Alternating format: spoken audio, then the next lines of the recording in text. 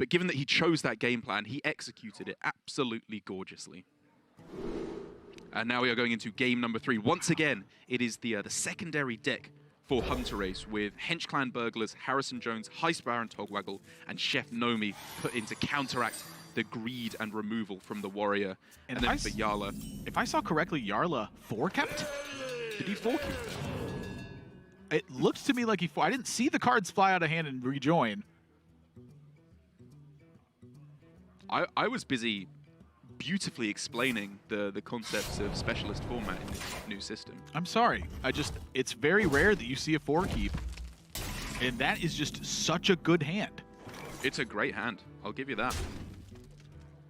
Jarla, I think, has a pretty massive edge in this game. It's just, his opening hand is gas. He's going to pressure Hunterace, and he has disruption to everything. Oh, but look at this from Hunterace. He's got... Yeah, that's a great... the juice. That is a great start. And one of the things I'm looking at is if the prep raiding party to Miscreant happens, it means the Waggle pick comes down after Jarla coins a militia commander here. So Harrison Jones won't connect on the Waggle pick. Okay. It's a very weird-looking sequence. But yeah. And Jarla will know that. He may not even bother going for the coin militia commander. He could just go for Acolyte of Pain. Playing Acolyte against a one-attack minion. I think the thing I'm looking at is, do you want the Waggle pick to hit a Miscreant? And to me, the answer is ultimately no. The Waggle... Oh, to bounce back a Miscreant. Yes. Yes. Okay. No, you would not like that. Because they are unlikely to be able to hit it on one of the better minions of Nomi or Togwaggle. Okay, well, Miscreant changes a lot of things. So ignore when I said that I thought Jarla was massively favored. I now think it is close. And we got to remember as well, this is not like the games that you may see on ladder, where a lot of the time the match is decided fairly early on for the warrior. If they are able to stabilize early on, barring any Myra nonsense that happens later on, it's over pretty quickly. This game, if it's looking particularly one way or the other, it can change on a dime. And that's largely due to the tertiary deck. I'm sorry, the secondary deck from Hunterace in this one. Absolutely, absolutely. Like you said, the late game potential that comes from both Heist Baron Togwaggle and Chef Nomi is really difficult to surmount. But Jarla has given himself the absolute best possible chance of doing so with the Spell Zerker, with the Deathwing in there. Yeah, you think about the overall game plan for Hunterace, it's still initially damage. It's just got a much stronger backup plan than it has before. Where in game number 1, we saw Hunterace have the backup plan of, hope I draw the right cards. Yeah. Instead, having the backup plan of Chef Nomis with Shadow Steps to just generate 3 consecutive boards of 6/6 minions. But then the problem becomes Jarla has 4 ways of dealing with a board full of Nomis, with obviously 2 brawls, Spell Zerker plus the Warpath and the Deathwing to follow things up. So even if he uses a brawl along the way to clear things up, Jarla still hypothetically has all the resources he needs to deal with 3 Chef Nomis. And that's obviously assuming the Hunterace, first of all, finds the Myra's unstable element. Second of all, doesn't overdraw the Myra, the Chef Nomi when he plays it. And then third of all, doesn't use the Shadow Steps on other minions along the way beforehand. A lot has to go wrong for there to be 3 Nomis played. Jarla debating between a Coin Harrison and a Militia Commander here. Or perhaps even a Weapons Project and an Armor Up. I mean, you know, I'm expecting a Coin Harrison to come down here. The Weapons Project really doesn't line up all too well against the minions on board. But he thinks saving the coin is more important. Or he's just going to hit the 50-50. Well, I think going for a 50-50 here is, you know, that's happening almost any way you slice it. Yeah. The thing to me is that Jarla gets to utilize a Weapons Project here, start chipping away on board, and then have a little bit of tempo development to back up a Dynomatic on 5 here. And I think coin is a resource that I see players in Warrior use very liberally. At times you're forced to do that, but I think a lot of times you don't have to do that. And when you are able to save coin instead, it unlocks a wealth of plays as you move forward. You know, Warriors, the cards are fairly clunky. So being able to play 2 in one turn instead of just being able to play a single more powerful card now, I think is often worth the trade-off of having a weaker turn now. I see your reasoning. I see your reasoning. Also, the Weapons Project sets up a Harrison to land on 2 charges rather than just 1. Also a good point. Okay, I'm convinced. Also nabbed a deadly poison from this if he wants to use Harrison here. Yeah, this just worked out very beautifully indeed with, how many is this, 9 cards in hand?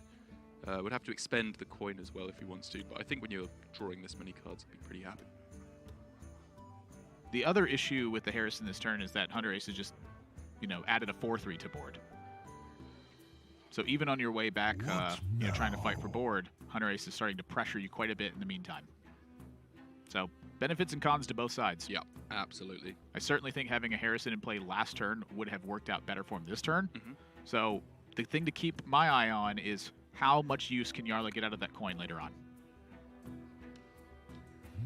And at the moment, it's looking like it's going to be either coin double 4-drop on turn 7 or coin 5-drop 4-drop on turn 9. Both of which are pretty powerful plays to be going for. Like if we could see Omega Devastator plus Ziliax come down in turn early. Yeah, I still think here Jarla is lined up for a pretty good Dynomatic. I think I'd still like to see that come down. I mean, you can pretty much guarantee that it will clear off the Dreadcores there, but other than that, I think I'd probably prefer saving it, because this just does a similar job anyway. This sets up for Dynamatics and following turns, too. What's the key turn to land Dynomatic, I think is really the objective for Jarla right now.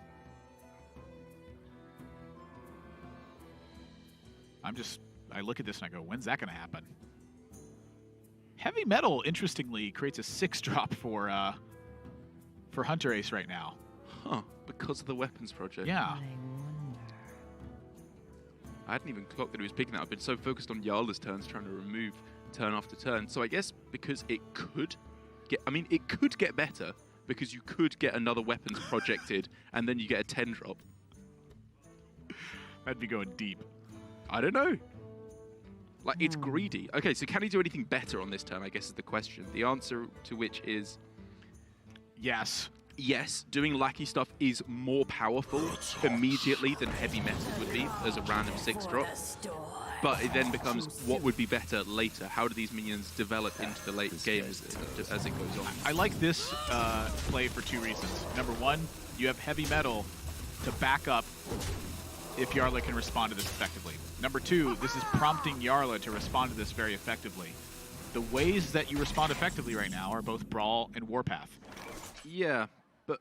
So I think if you can prompt a Brawl or a Warpath and then back that up with Heavy Metal or with a Lackey and High Spear and Togwaggle, you're in good shape. I don't know if I do like this actually quite so much, because when you're playing around Warpath, you want to have some small minions and some big minions, right? Because if you just have big minions, they're either going to Shield Slam or Brawl to get rid of them. If you just have small minions, Warpath just clears very easily. Whereas if he'd gone with a Heavy Metal while he had those smaller minions in play, the Warpath wouldn't have killed off everything. Brawl would have been overkill. Shield Slam would have left some stuff in play. Wow, Jarla going to continue to take it slow here. I mean, he doesn't have the Warpath, which is what Hunterace was clearly hoping he didn't have, and it played out for him very nicely indeed. Even if the Warpath would have been dreadful for him. Yeah, that weapons project ended up being very costly for Jarla because of the deadly poison from Hunterace. And we're looking at 12 damage that's provided now. He never plays the second one, does he? I mean, that would be crazy. I think you can justify playing it because you're setting up for a Harrison Jones, but I think you need to keep hitting that armor button and figuring out a way to turn this board around. I mean, I want him to do it just so I can see the heavy metal summon a big minion. And if you're not going to set up for the Harrison Jones, again, you need to find something that works. So I think coining this Acolyte of Pain makes sense. I mean, so going back in hindsight, that coin did not pay off. I guess so. And I think that does look like it's just going to be lethal now for Hunterace available. 10, 14, 15, 16, 17, 18, 19. And then the 2 in hand from the Lackey. So that play from Hunterace on the previous turn was literally just saying, if you don't have Warpath here, I will win the game. And that's exactly what happened. And he pulled it out the bag.